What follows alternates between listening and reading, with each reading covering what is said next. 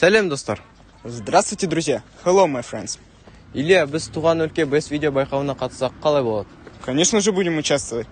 Саят, а какие вот условия проведения нашего конкурса? Туған өлкеміздің атақты тұлғаларына, мысалы, билер, батырлар, өнер мен білім саласындағы атақты тұлғаларды таныстыруымыз қажет. А кто вот из нашего края является таким знаменитым и известным человеком?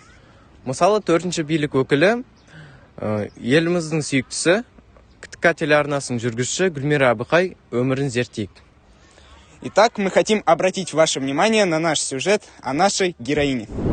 КТК телеарнасының тілшісі үздіктер қатарында. Даудамайсыз бағдарламасының жүргізушісі Гүлмира Әбіқай жылдың үздік тележүргізушісі аталымы бойынша халықтың сүйіктісі ұлттық сыйлығына ие болды.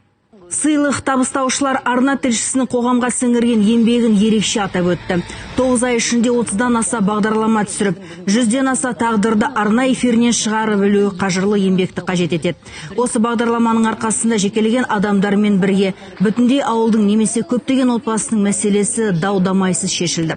Сондықтан дау-дамайсыз бағдарламасы КТК-ның нағыз халыққа жақын арна екенін растай түседі. Халықтың сүйіктісі Гүлмира Әбіқай өмірін зерттеп білуге туған ауылына, Өтеген Батыр ауылына аттың басын бұрдық.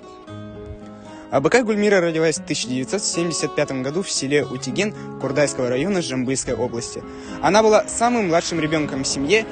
Ее отец, Абыкай Булат, был очень уважаемым человеком среди своих односельчан. Кішкентайынан өз зеректігімен көзге түскен Гүлмира әпкеміз ешбір мұғалім көмегінсіз 5 жасында хат танып, әдеби шығармаларды оқи бастаған. Ол туралы туған бауыр туысқандары былай дейді. Кішкентай кезінен өзі зерек болатын. Кішкентай кезінде бізбен бірге кішкентай сумкаларын көтеріп алып, жанымызда жүріп, ол 5 жасында өзі оқып, кітаптардың бәрін біздің кітаптарымызға дейін оқи алатын. Біздің де жаңа тілдерімізді оқып, бірақ сол кезде көршілердің үйінде бір әйтеуір кітабының сөресінде Лениннің өмірі деген үлкен бір том болған. Соны да үйге әкеліп оқып жүретін.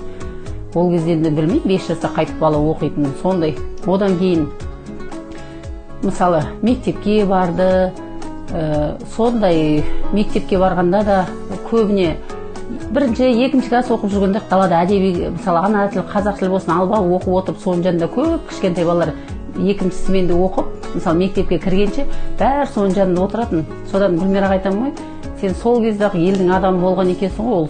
Путь к мечте Гульмира начала в очень раннем возрасте. Она самостоятельно освоила алфавит и научилась читать.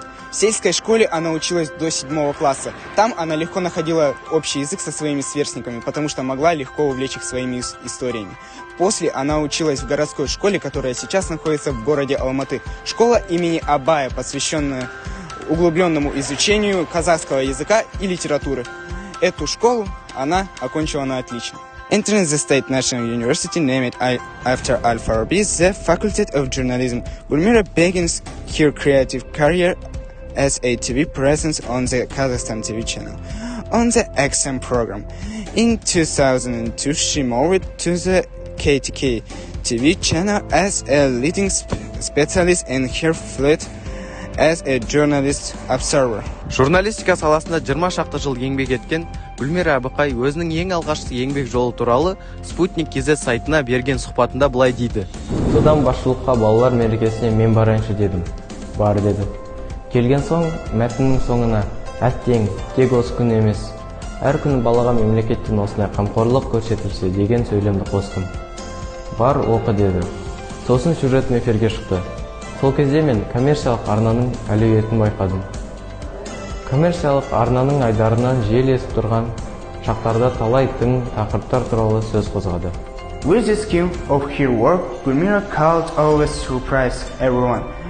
The audience was impatiently waiting for her to go on her air, because she could present information, covering it from all sides. В 2007 году, работая телеведущей в криминальной хронике «Репортер», благодаря своей успешной работе и творчеству, Гульмира совместно со своим коллегой Аскаром Мухматовым в 2008 году была удостоена награды номинации «Ведущий года». Қазіргі жас журналистер шоу-бизнес артынан өкшелеп жүрсе, ал Гүлмира Әбіқай кейіпкер бағдарламасын жүргізіп, еліміздің түкпір-түкпіріндегі әрқилы жандардың тағдырына үңіле білді. Осыдан ақ халықпен тығыз қарым-қатынасын байқауға болады. Осенью 2017 года в эфир вышла общественно-публицистическая программа «Дау Дамайсыз», которая бурно обсуждалась в социальных сетях и сумела привлечь внимание общественности. Егер маған қызық тақырып болса, мен соңына дейін барып зерттеп, қандай оқиға болған білуге тырысамын. Гүлмира Әбіқай. Мы говорим, что журналистика – это четвертая власть. Журналисты, которые разыскивают пропавших без вести и поднимают тревогу, чтобы помочь бездомным. Наполеон однажды сказал: 4 газеты более способны нанести удар по врагу, чем 1000 вооруженных сил. It can be said that Gulmira Balatuna works at 200%. Our Aunt Gulmira is not only a journalist, but also a hard-working daughter in love, an older brother and courageous woman, carrying the burden of the work of journalist and the does it of wife and daughter in love, at the same time is the property of real Kazakh girl. Recently she came to her hometown and gave a gift for her long-awaited son Idris. Осындай халқының тағдырына жаны ашитын Гүлмира Әбіқайдай атақты тұлғаның біздің туған өлкеміздің тумасы екенін мақтан етеміз. Біз де осындай аға әпкелеріміздің жолын қууды армандаймыз. Назар қойып тыңдағаныңыздарға көп рахмет.